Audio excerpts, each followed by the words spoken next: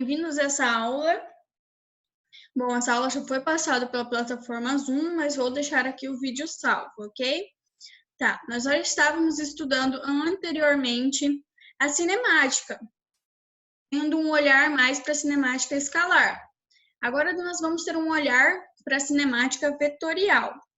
Estudaremos as mesmas grandezas, como deslocamento, velocidade, aceleração, porém analisando de uma forma vetorial, tá? Então, o que seria o nosso vetor deslocamento? Agora nós vamos trabalhar com vetor deslocamento, não só o deslocamento linear ou escalar de um movimento de algum corpo.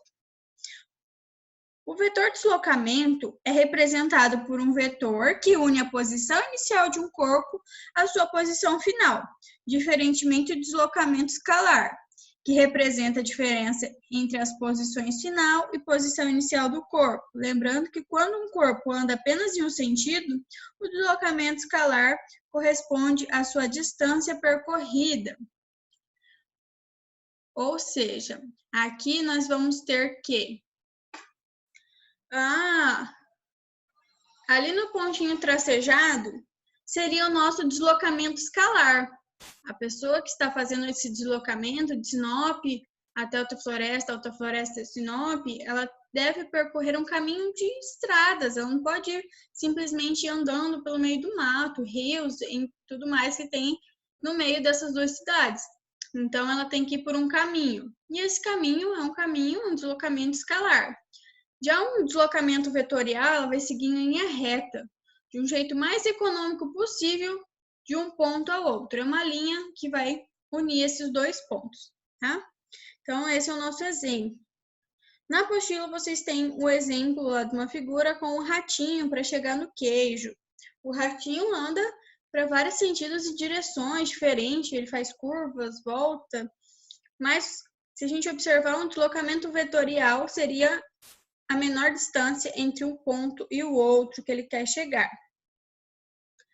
Quando um corpo se desloca em uma trajetória retilínea, o deslocamento escalar e o deslocamento vetorial vão ser iguais, certo? Então, se tem uma estrada reta que une duas cidades, então seria igual o escalar igual o vetorial. Em qualquer outra trajetória, o deslocamento vetorial será sempre menor que o deslocamento escalar. Nitidamente, a gente consegue ver que fica bem mais curto o trajeto que devemos fazer. Geralmente, quando vamos ter que calcular esse deslocamento vetorial de um corpo, teremos que aplicar o teorema de Pitágoras. Então, entra aí a parte matemática que a gente estudou no último capítulo. Vamos entrar agora nas nossas equações. Por exemplo, a velocidade vetorial média. A única coisa que mudou aqui, que nós vamos representar agora, que não tinha antes, vai ser o deslocamento vetorial aqui. Antes era o ΔS, de variação de espaço. E agora nós vamos ter que trabalhar com esse vetor aqui, que aqui é uma velocidade vetorial média, certo? A velocidade vetorial média, assim como a velocidade escalar, é a razão entre o deslocamento e o intervalo de tempo. Porém, neste caso, o deslocamento será vetorial. A direção e o sentido da velocidade vetorial serão sempre iguais ao do vetor de deslocamento e a unidade de medida será a mesma que utilizarmos para a velocidade escalar.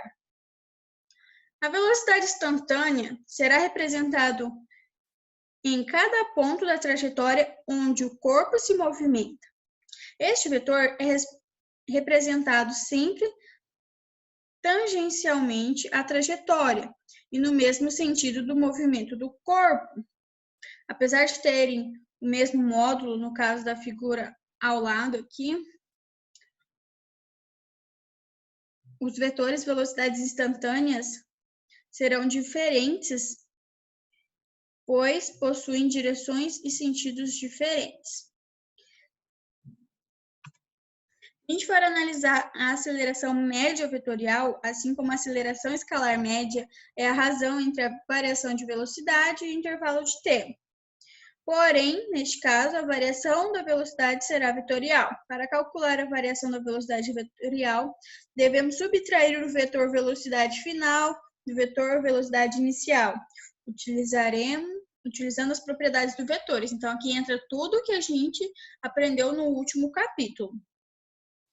A aceleração instantânea vetorial é representada em cada um dos pontos de uma trajetória por onde o corpo passa. Ela será representada por um vetor resultante de duas acelerações, pois existe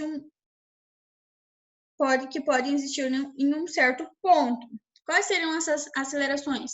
Seria a aceleração tangencial e a aceleração centrípeta. A aceleração tangencial nós vamos calcular dessa seguinte forma: será sempre tangente à trajetória que o corpo percorre, será responsável pela variação da sua velocidade. Se essa aceleração tiver o mesmo sentido da velocidade do corpo, aumenta a sua velocidade. Porém, se ela tiver sentido contrário à velocidade do corpo, diminui a sua velocidade, tá? Então, se essa aceleração tangencial tiver tiver sentido contrário à velocidade, o corpo diminui a sua velocidade. Perdão, gente.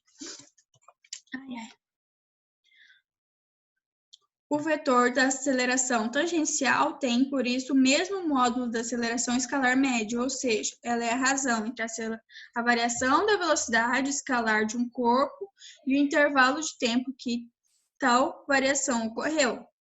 A aceleração tangencial é igual a ΔV sobre ΔT.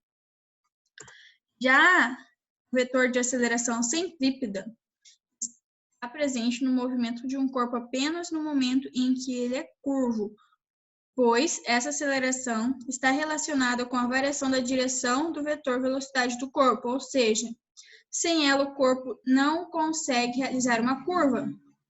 A aceleração centrípeta é um vetor com um sentido sempre para o centro da curva descrita pelo corpo, por isso está sempre representada perpendicularmente ao vetor velocidade do corpo. Seu módulo depende da sua velocidade e do raio da sua curva no ponto em que ele deseja calcular, tá? Então, onde esse ponto vetor está localizado. Então, nós vamos ter que a aceleração centrípeta vai ser igual a velocidade ao quadrado sobre o raio dessa curva. Sabe-se que a aceleração instantânea vetorial é a resultante, né, dos vetores de aceleração tangencial e a centrípeta, e que eles são perpendiculares entre si, tá? O módulo da aceleração resultante do movimento de um corpo será determinado da seguinte forma. Então, nós vamos ter nossa aceleração instantânea vetorial vai ser praticamente Pitágoras, A quadrado igual a B quadrado mais C quadrado. Só que aqui no B quadrado seria a nossa aceleração tangencial, que a gente calcula antes, depois coloca aqui. Mesma coisa com a aceleração centrípeta, a gente calcula antes e coloca aqui para a gente ter este vetor resultante aqui, que seria da aceleração instantânea. Aceleração tangencial, aceleração centrípeta, tá? Então, aqui é a resultante dos dois. Então, nós vamos precisar das nossas propriedades de vetores, que a gente estudou no capítulo passado, para conseguir resolver essas equações. O comportamento da aceleração de corpo dependerá do tipo de movimento descrito por ele.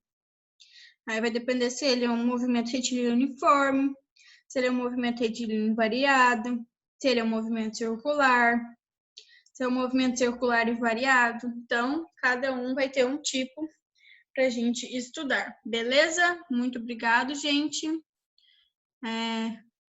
Na próxima aula, vamos resolver os exercícios.